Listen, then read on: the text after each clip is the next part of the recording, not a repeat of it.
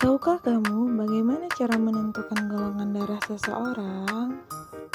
Golongan darah seseorang ditentukan melalui pengujian serologis di laboratorium menggunakan antibodi spesifik terhadap antigen darah. Pengujian ini dilakukan dengan mencampurkan sampel darah dengan antisera A dan B.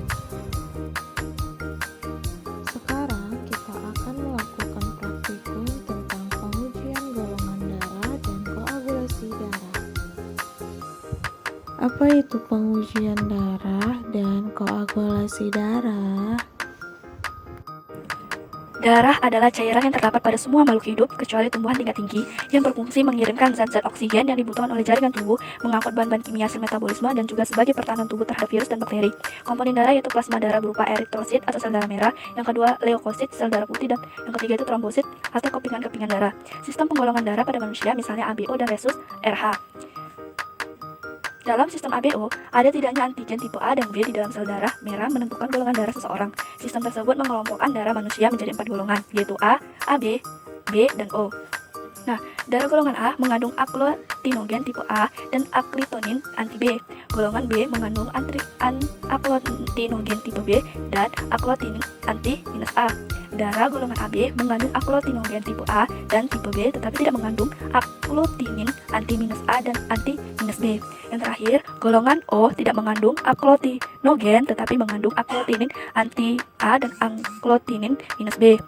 Selanjutnya, koagulasi darah adalah suatu fungsi penting dari darah untuk mencegah banyaknya darah yang menghilang dari pembuluh darah yang rusak atau terluka. Bagian darah yang sangat berperan dalam proses koagulasi adalah trombosit atau keping darah. Trombosit berasal dari sistem sel di sumsum tulang yaitu mengakorosit yang berkembang menjadi trombosit.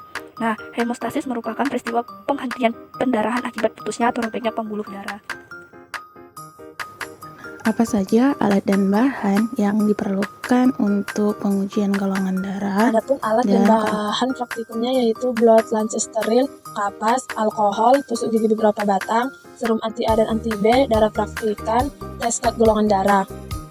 Prosedur kerja menentukan golongan darah yang pertama itu, usaplah jari manis tangan kiri dengan menggunakan kapas yang telah dibasahi alkohol 70%, lalu tusuk dengan blood lunch steril tempat di bagian tengah ujung jari.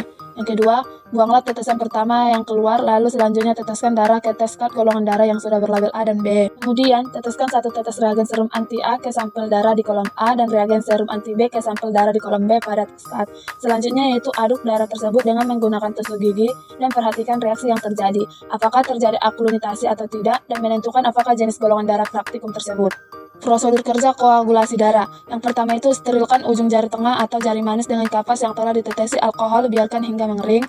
Tusuk ujung jari dengan menggunakan blood lunch sehingga darah keluar.